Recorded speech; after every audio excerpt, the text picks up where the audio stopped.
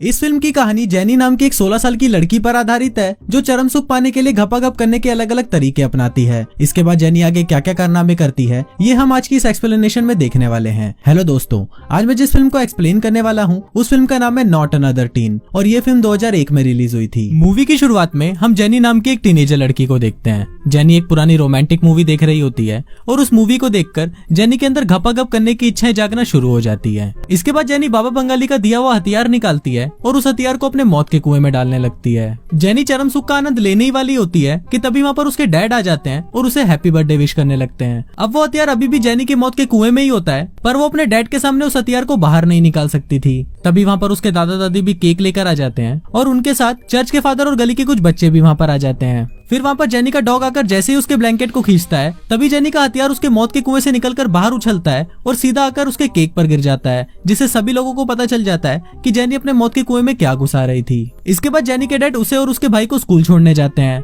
रास्ते में जेनी का भाई उसे बोलता है कि अब तुम्हें बॉयफ्रेंड बना लेना चाहिए, पर जेनी उसे मना कर देती है और बोलती है कि मुझे बॉयफ्रेंड की कोई जरूरत नहीं है। इस पर जेनी का भाई उसे बोलता है कि तुम्हें डैड का रूल तो पता ही है ना कि पहले तुम घपाघप करोगी और उसके बाद ही मुझे घपाघप करने का मौका मिलेगा। इसके बाद उनके डैड उन दोनों को स्कूल छोड़कर वहाँ से चले जाते हैं। फिर हम स्कूल में जैक नाम के एक लड़के को देखते हैं जो बहुत ही ज्यादा स्मार्ट था, जिस वजह से स्कूल की सारी लड़कियां उस पर फिदा थी। कुछ देर बाद जेनी के पास रिकी नाम का एक चोमू लड़का आता है जो उसे बहुत पसंद करता था। रिकी जेनी को उसका बर्थडे गिफ्ट देता है और उसे प्रपोज करने की कोशिश करता है, पर जेनी उसे इग्नोर करके वहाँ से चली जाती है। दूसरी तरफ हम जेनी के भाई को देखते हैं जो अपने दोस्तों को बता रहा होता है कि बस उससे अब और रुका नहीं जाता, क्योंकि उसका छोटा चेतन किसी अंधेरी गुफा में जाने के लिए तड़प रहा है और उसे किसी न किसी लड़की के साथ तो धुआंधार घपाघप करना है। तभी वो अमेंडा नाम की एक लड़की को सामने से आते हुए देखता है और उसको देखते ही वो अपने छोटे चेतन की कसम खाते हुए बोलता है कि मैं तो अब इसी लड़की के साथ ही घपाघप करूंगा। इसके बाद हम जैक को देखते हैं जो अपने दोस्तों से बातें कर रहा होता है। तभी वहाँ पर कैथरीन नाम की एक लड़की आती है जो जैक को अपने साथ घपाघप करने के लिए बोलती है। दरअसल कैथरीन जैक की ही बहन होती है, पर फिर भी वो अपने भाई को ही पेलना चाहती है।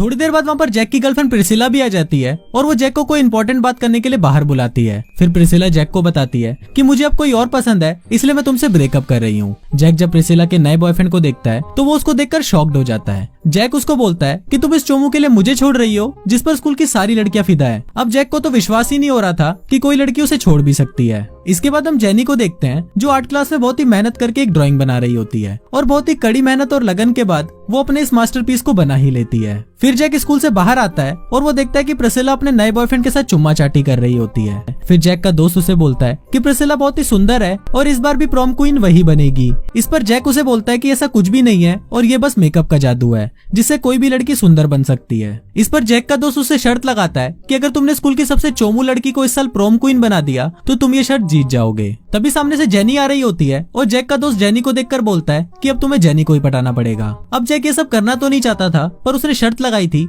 इसलिए अब उसे ये करना पड़ेगा। इसके बाद हम जेनी को उसके क्लासरूम में देखते हैं जहाँ पर रिकी उसे अपने एक पोयम के जरिए बता रहा होता है कि वो उससे बहुत प्यार करता है, पर जेनी उसे सिर्फ एक पोयम समझकर इस बार भी इग्नोर कर देती है। दूसरी तरफ जेनी का हवस से भरा हुआ भाई और उसके दोस्त मिलकर एक प्लान बनाते हैं। वो लोग एसी की सीलिंग में घुसकर वहाँ से लड़कियों के लॉकर रूम में जाते हैं और उन्हें कपड़े बदलते हुए देखने लगते हैं, पर थोड़ी देर बाद वो सीलिंग टूटने लगती है और वो सभी सीधा जेनी की क्लास में आकर गिरते हैं, जिसके कारण उन तीनों को डिटेंशन मिलती है। इसके बाद जैक अपनी शर्त को पूरा करने के लिए जेनी के पास आता है और उसे अपने साथ डेट पर चलने के लिए पूछता है, पर जेनी जैक को मना कर देती है क्योंकि उसने पिछले 6 साल में आज तक जेनी से बात भी नहीं करी थी। इसके बाद सभी लड़के ग्राउंड में फुटबॉल खेल रहे होते हैं और वहीं पर जैक चुपचाप एक कोने में बैठा हुआ होता है। दरअसल इससे पिछले मैच में जैक की वजह से एक टीम प्लेयर की जान चली गई थी, जिस वजह से जैक को टीम से बाहर निकाल दिया गया था।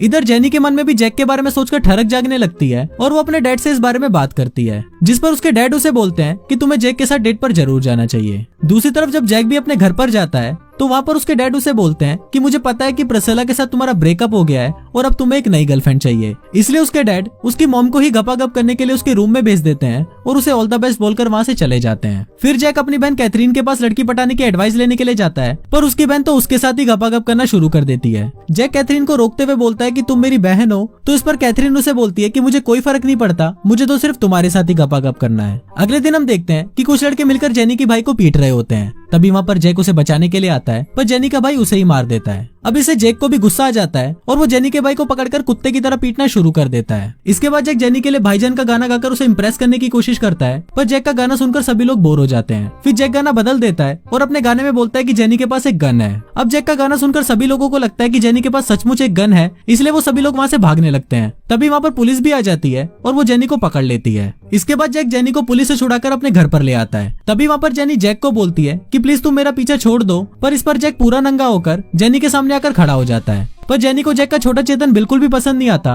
और वो वहाँ से चली जाती है। शाम को जैक अपनी बहन कैथरीन के साथ जेनी के घर पर आता है और वहाँ पर कैथरीन जेनी को पार्टी में जाने के लिए तैयार करती है। थोड़ी देर बाद जब जेनी तैयार होकर नीचे आती है तो वो इतनी सुंदर लग रही होती है कि उसको देखकर जैक का छोटा चेतन खड़ा हो जाता है। इसके बाद वो तीनों पार्टी में जाते हैं और पार्टी में सभी लोग जेनी को देखने लगते हैं क्योंकि जेनी बहुत सुंदर लग रही थी। कुछ देर बाद जेनी बहुत ज्यादा ड्रिंक कर लेती है और पार्टी में उल्टी सीधी हरकतें करना शुरू कर देती है। तभी वहाँ पर प्रिसिला आती है और वो जेनी का सबके सामने मजाक उड़ाने लगती है, जिससे जेनी रोते हुए वहाँ से चली जाती है। रात को जैक जेनी को मनाने के लिए उसके घर पर आता है। थोड़ी देर तक बातें करने के बाद उन दोनों में नजदीकियां बढ़ती है और वो दोनों एक दूसरे को किस करने लगते हैं। वो दोनों एक दूसरे को किस करने ही वाले होते हैं, पर वो दोनों उस टाइम कंफर्टेबल नहीं होते, इसलिए वो इस प्रोसेस को बात के लिए छोड़ देते हैं। अगले दिन जैक जेनी के पास आता है और उसे मैच देखने के लिए इनवाइट करता है। अब जेनी भी जैक को पसंद करने लगी थी, इसलिए वो भी आने के लिए हाँ बोल देती है। अगले दिन मैच चल रहा होता है और जैक हमेशा की तरह कोने में चुपचाप बैठा होता है, पर इस बार जैक की टीम बहुत बुरी तरह से हार रही थी और टीम के कुछ प्लेयर को चोट भी लगी थी, जिसके कारण कोच जैक को खेलने के लिए भेजते हैं। पर हर बार की तरह इस बार भी जैक कुछ उखाड़ नहीं पाता और उनकी टीम बहुत बुरी तरह हार जाती है। मैच खत्म होने के बाद जैक काफी उदास बैठा होता है, पर तभी वहाँ पर जेनी आ जाती है और उसे समझाती है कि गेम में तो हार जीत चलती रहती है। थोड़ी देर बाद वहाँ पर जैक का दोस्त आ जाता है और वो उसे बोलता है कि आज हम तुम्हारी वजह से हारे हैं और अब मैं जेनी को सब कुछ सच बता दूंगा।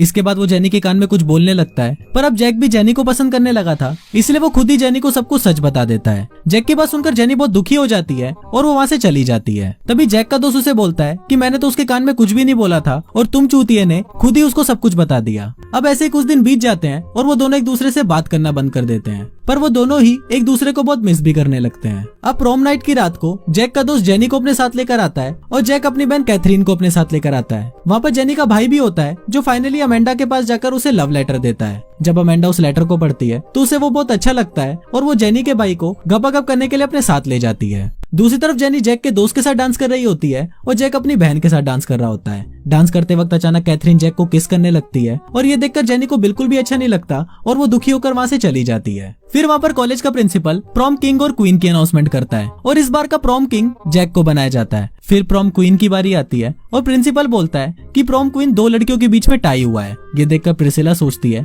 कि शायद उसके और जेनी के बीच में टाई हुआ है, पर वो दोनों लड़कियां तो कोई और होती हैं। इसके बाद जैक जेनी को ढूंढने के लिए जाता है और वहाँ पर उसका दोस्त बताता है कि जेनी घपाघप करने के लिए होटल रूम में गई है। जैक भागकर होटल की तरफ जा रहा होता है, पर तभी उसे रास्ते में रिकी मिलता है और वो जैक को बोलता है कि मैं भी जेनी को बहुत प्यार करता हूँ। फिर जैक होटल के रूम के पास पहुंचता है जहाँ पर उसे पलंग तोड़ने की आवाजें सुनाई देती है। अंदर जाने पर जैक को पता चलता है कि वहाँ पर प्रिसिला जैक के दोस्त के साथ ही घपाघप कर रही होती है और दूसरी तरफ प्रिसिला का बॉयफ्रेंड उसका वीडियो बना रहा होता है। फिर जैक जेनी को ढूंढने उसके घर पर जाता है तो वहाँ पर उसके डैड बताते हैं कि जेनी तो पेरिस जा रही है और अभी वो एयरपोर्ट पर है। फिर जैक भागते हुए एयरपोर्ट पहुंचता है और वहाँ एक फुटबॉल लेकर जेनी के मुंह पर मारता है, जिससे वो वहीं रुक जाती है। फिर जैक जेनी के पास आकर उसे अपने दिल की बात बताता है, जिसको सुनकर जेनी पेरिस जाना कैंसिल कर देती है। फिर वो दोनों एक दूसरे को किस करने लगते हैं और कुछ इसी तरह से ये फिल्म यहीं खत्म हो जाती है।